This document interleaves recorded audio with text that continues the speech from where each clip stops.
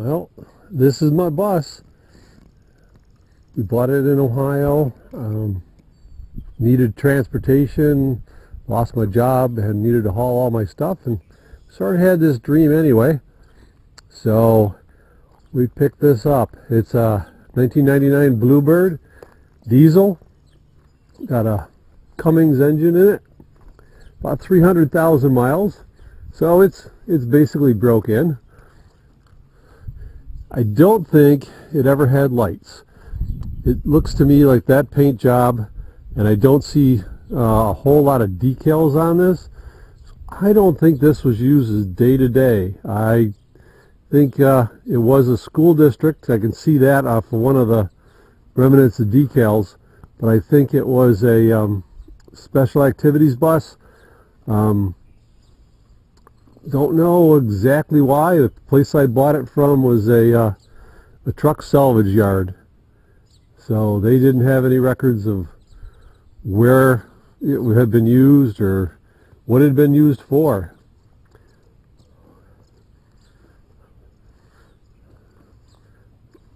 So on this side I got the battery storage compartment there, and that's the only door on this side. There's a lot of space underneath, so I'm going to probably be adding a couple of big storage areas right in here. I got to keep in mind that the tanks and so on for the air brakes are back in there, so when I build it I got to make sure I still have access to that in case I need to do some maintenance on it.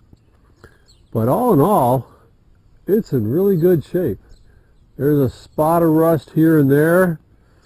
Nothing that I shouldn't be able to, we get a little blaster, blast that off clean. I sort of like the red, and well, I'm obviously going to paint the top white, but I like the red. Unfortunately, my wife's of a different opinion. So it's ongoing discussion as to the paint scheme on this.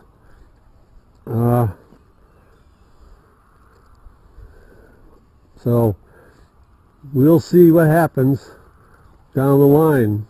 One of the main aspects for it was that it has a wheelchair lift. Let me open this up for you.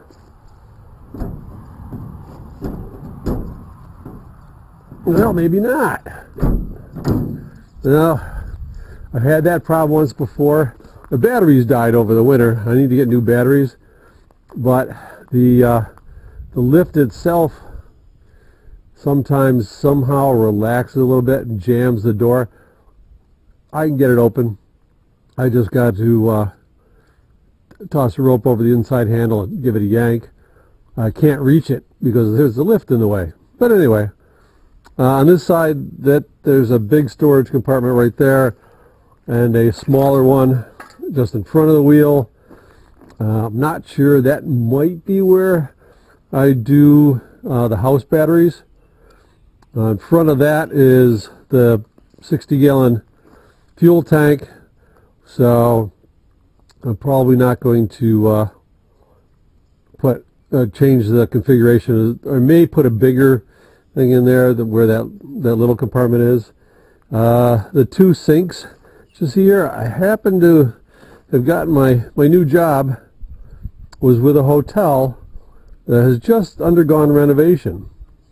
So they were tossing 50-something of these sinks, so I grabbed two, one left hand, one right hand, and I'm thinking of I take a masonry blade, cut off about 18 inches off the long end to make a countertop, then put the stove and then the sink on the other side, and that basically is my whole kitchen counter for the big bad price is $0 and some heavy lifting.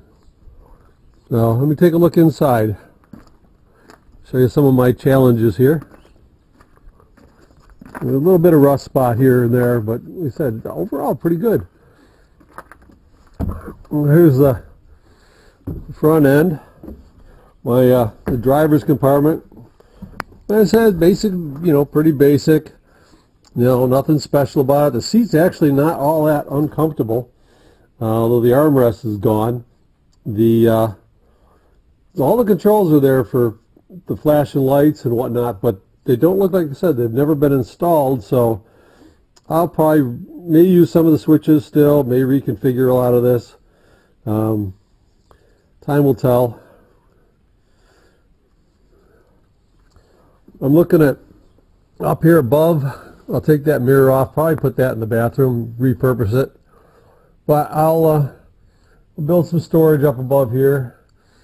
And not sure if that's where the TV is going to go. I mean, CB radio, it already has the wiring in there for a CB radio. They just didn't leave it in. And so we'll see.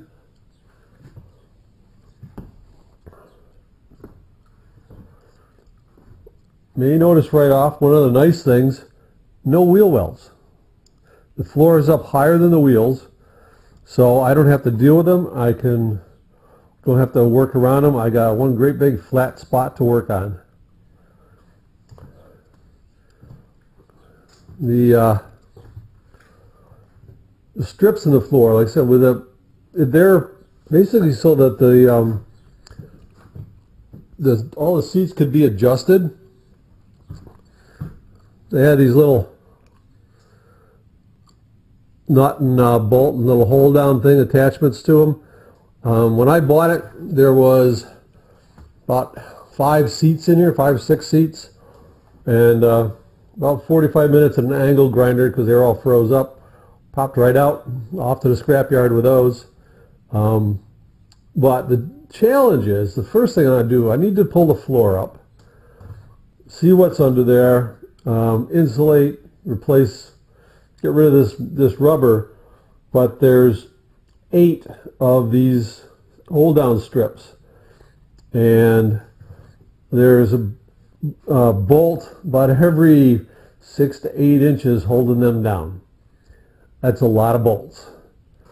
So I got to do that before I can even think about pulling up the floor. I got to take all those out. I am going to take out the ceiling, basically gut the interior, and I think there's about 40 rivets in each one. So I got about 800 rivets to take out. I might go through a drill bit or two.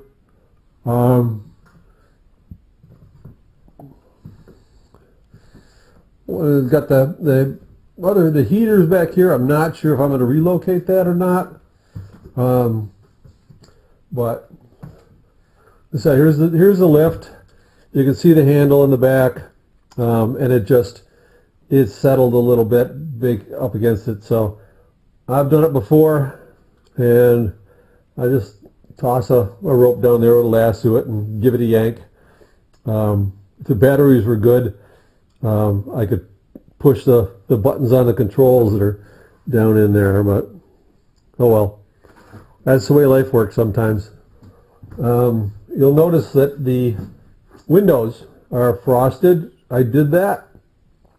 I'm going to frost the 2 on either side and this back one over here, because with most buses, a lot of the problem, a lot of people put beds in the back and whatnot. I've got the lift. I need to be able to get my wife in and out of the bus. So what we've decided to do is make this the bathroom area. I'll make a pan for down here on the floor. Once I raise the floor up a little bit, when I put the insulation in, make a drain pan and make a grid that the wheelchair can roll back and forth across. But that would be the shower, right dead center. Off to the side, we'll put a composting toilet, and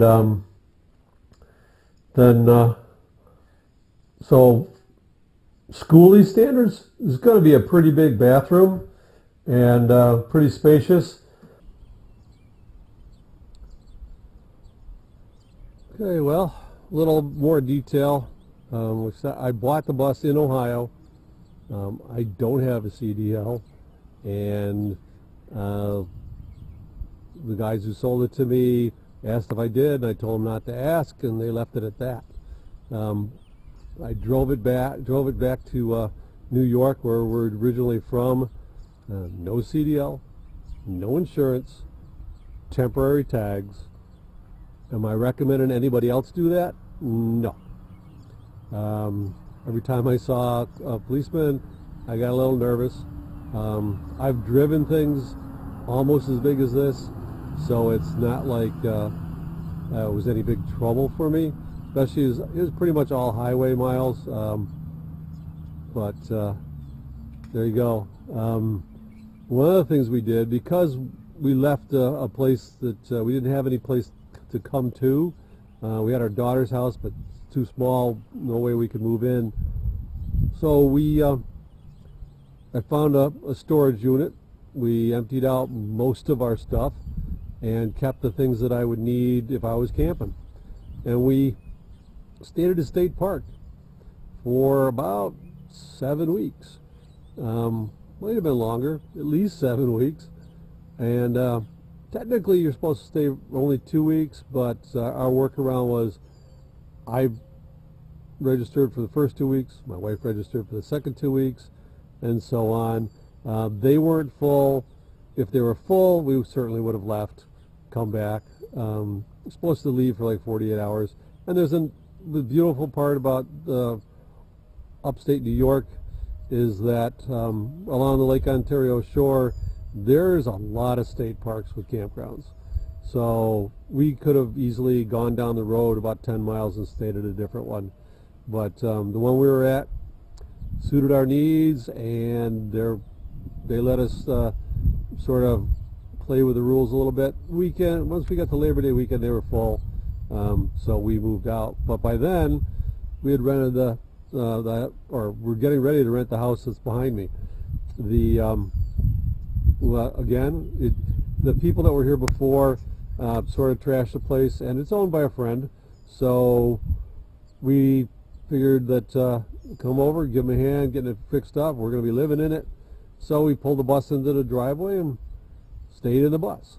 So that's one of the things I would recommend, is that if you get a chance, you want to do a Skoolie conversion, maybe live in it, just sort of camp in it for a bit.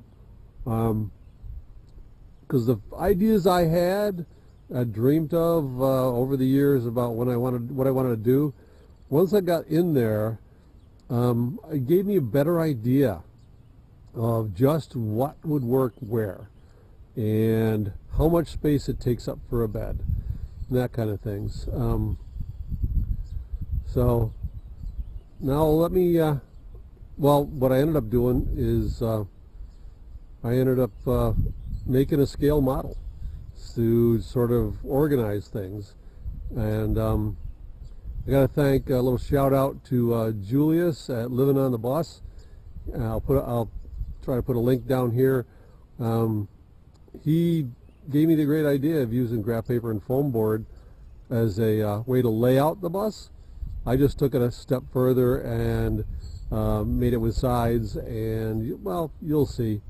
Okay, so let me get that, and I'll give you an idea of what it's going to look like when I'm done. There's the bus, and there's the scale model. I'm going to have it's pretty accurate. Each of the squares is 3 inches, so the bus is 90 inches wide and 32 feet long total, but interior working space is about 30 feet. Well, I'm sorry, about 28 feet. I've got the driver's area, stairs, all that. I'm going to utilize it as much as I can, but there's not a whole lot I can do up in here as far as modifications. This will be the main living area. Got a bed / couch, lifted up storage underneath, media, whatnot, probably be over on this side. The kitchen down through here, sink, stove, counter space like I mentioned before, dinette across from it, and the refrigerator. there'll be storage above on both sides, and but the beds back in here, I'm going to put a pocket door or bifold door, something across here, so basically to make the bedroom area private, and if you're using the bathroom and whatnot, keeps people so it separates out. For the most part, with my wife and I, probably will never even close the doors unless it gets cold, and we want to retain some heat back in just the bedroom area, but I don't see that happening. If it gets cold, I'm driving south. The beds, I don't know if you can see it, but planning on putting drawers underneath, and the bed area, we'll have a curtain across, sort of like the old railroad sleepers. That way, if one of us wants to sleep in or read, we both have a tendency to wake up in the middle of the night and a little restless and read or whatever. Then we don't bother the other one. And so there'll be a light inside and a little fan. I'm thinking about putting in a little window, taking out most of the windows, at least in the back part of the bus. As you can see on this side, compared to, it's basically facing the same way as the bus behind it, taking out 3 windows. So where the bed's up to the refrigerator, that's those windows are going away. On the other side, I'm taking out 1 more on this direction, and because of the way it's set up, 1 more on the other. And so I got a window where the sink is, but we're behind the stove, some sort of backsplash. It just seems, I don't really want to have to clean, try to keep windows behind the stove clean, because that just won't work. This whole area in the back, that's where the wheelchair lift is. Right here, like I talked about before, about the bathroom, composting toilet, shower in the center.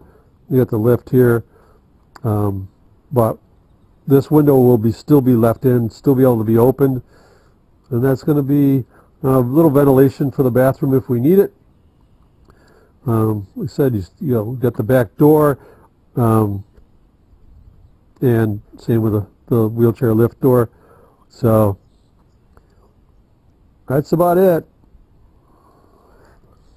So, well, that's the plan. That's what I want to do. And I've built cabinetry before, and basically that's what this is, a lot of cabinetry. I'm not doing stud walls. To me, that uses up a lot of space. And the only thing I've got, there's going to be enough room behind the wood paneling to run the minimal wiring I need, or up in the ceiling. So there's not going to be, the only water lines, basically, tanks back in underneath here, sinks over here, showers back in, I'm not sure which side, probably on this side, keep the water on the same area. But running that plumbing, I could run it through behind the cabinetry. It's not going to be that big a deal. So not like I really need, like a house, you need stud walls, you're putting a lot of stuff in. The insulation is going to be in the walls behind all the cabinets. So, but like I said, there's my plan. There's my canvas. We'll see how that all comes together. And I will be posting periodic videos about the progress, how we're doing, and a lot of it basically was funds become available. Right now it's starting to gut and pull out all that interior and get ready to start putting it all together. So until next time.